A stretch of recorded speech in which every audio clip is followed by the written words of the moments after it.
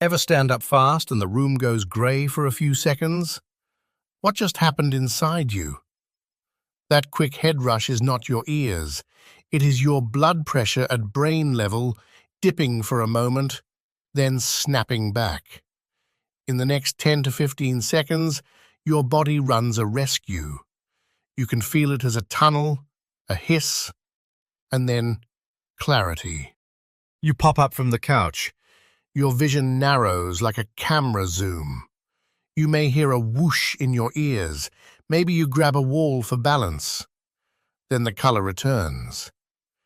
That is a short, mechanical dip in pressure where your eyes and brain live. Not vertigo, not a mystery. A plumbing problem that your body can fix fast. Here is the first move. Gravity grabs your blood. When you stand, about 500 to 800 milliliters of blood slip into the stretchy veins of your legs and belly within seconds. That is a soda can worth of blood moving down. Less blood comes back to your heart for a few beats, so less blood gets sent up. Think about the height from your heart to your feet. In many adults, that is about 100 to 130 centimeters. Blood is heavy. Every extra centimeter adds about 0.77 millimeters of mercury of pressure in your leg veins. Stand up, and the veins at your feet feel around 77 to 100 more.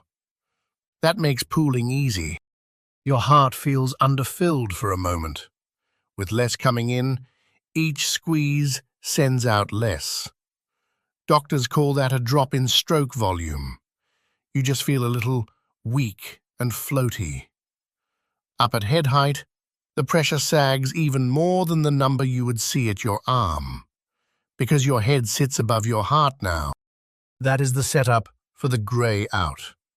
Your retina and your visual brain cells need steady flow. When the push weakens, they complain fast. Vision tunnels. Sound can turn into a hiss or a rushing noise. You may see sparkles. It feels spooky. It is also your early warning that the rescue is already on its way. Your body has tripwires for pressure. They sit in the neck, at the carotid sinus, and in the chest, at the aortic arch. They are stretch sensors. When the pressure drops, they ease off their firing. That change reaches your brainstem. Within 1 to 2 heartbeats, the sympathetic nerves surge. That is fast. Your pulse ticks up about 10 to 20 beats per minute. Arteries tighten a little, so pressure does not keep falling. Leg and belly veins squeeze to push blood back up. Your muscles help too. The big veins in your calves act like squishy tanks. A squeeze moves blood, like a hand rolling toothpaste toward the cap. All that narrows the dip. Your brain has its own backup plan. It can widen its tiny vessels to keep flow steady over a wide pressure range. Doctors call that cerebral autoregulation. It works well from a mean pressure around 60 to 150 millimeters of mercury, but it needs about 5 to 10 seconds to adjust. That short delay is the whole drama. In that window, flow in a main brain artery can dip 20 to 30% for a few seconds. That is enough to change what you see and hear. As the brain vessels widen, the stream thickens again. Your eyes get fuel. Your balance meets you halfway. The world snaps back into focus. You feel normal. Let me show you a clean example. A 17-year-old player ties her shoes on the sideline. The whistle blows. She springs up to run back in. 2 heartbeats later, she sees grey static and a narrow tunnel. She locks her knees to steady. Her heart rate rises by about 15 beats per minute. Her calves tighten on their own. In 5 to 10 seconds, the court is crisp again. That is a classic early drop called initial orthostatic hypotension. The fall in pressure is big at first, often more than 40 on the top number or more than 20 on the bottom. But it is brief. The normal reflex catches it and fixes it. She is fine, and she keeps playing. You can help the fix on purpose. Cross your legs and tense your calves and glutes. Do a firm hand grip with both hands. You are squeezing venous blood out of your legs and belly and back to your heart. That makes the next beats stronger. Pressure at head height recovers faster. The grey tunnel fades. Heat and low fluids make head rushes more likely. A hot shower opens the vessels in your skin. Dehydration means you have less blood to move around. Both lower the reserve your body uses to fight gravity. You stand up, and the dip is deeper. Tensing your legs while you dry off often helps. Some medicines make the dip last longer. Alpha-1 blockers relax vessels so they cannot tighten fast. Water pills lower volume. Some blood pressure drugs blunt the reflex. If your head rushes are new or frequent, talk with your doctor. Never stop a medicine on your own. Height matters a little.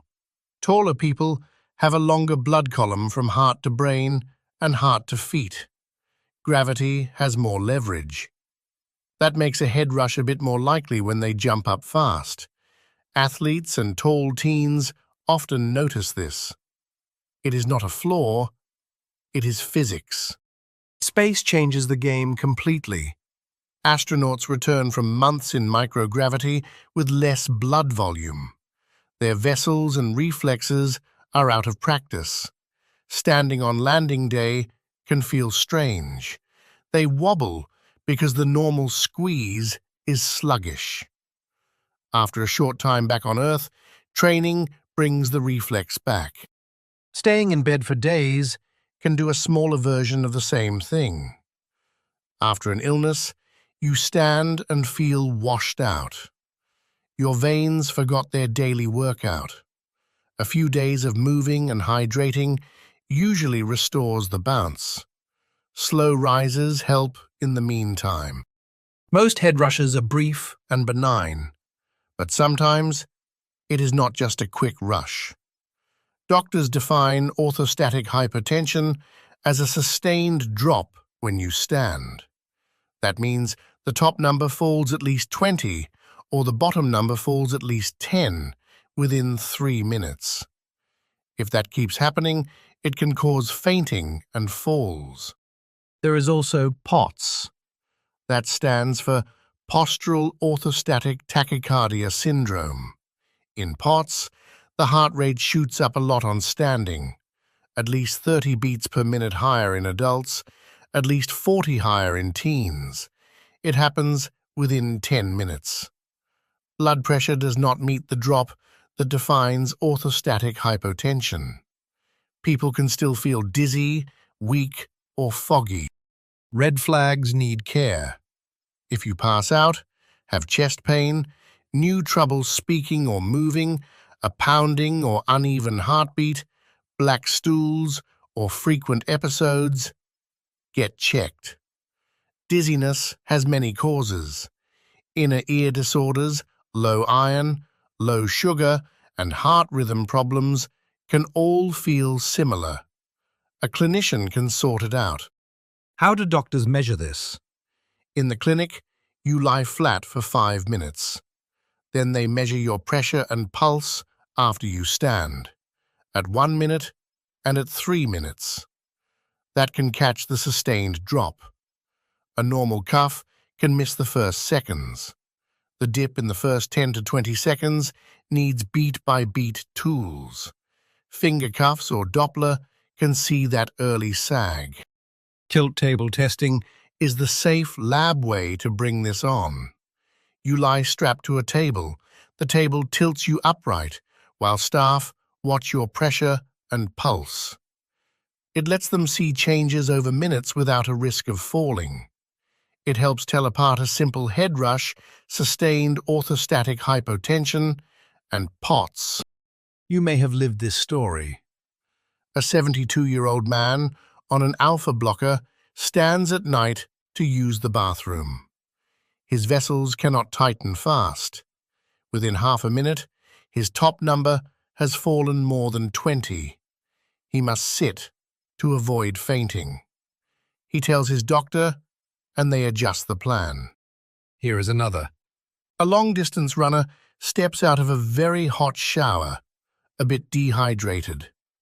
Her skin vessels are wide open, and her volume is low. She stands still to dry off and feels the tunnel. She crosses her legs and clenches her calves. The rush eases in a few seconds. She drinks water and feels fine. There is a small gotcha with measurements. You can feel awful, yet show a normal arm pressure if the reading is taken too late. The defining dip in an early head rush often lives in the first 15 seconds. By the time the cuff finishes, your reflex has fixed it. That is why your story matters. If you want fewer head rushes, stand up in 2 steps. Sit for a breath at the edge of the bed, then stand while you flex your ankles and squeeze your calves.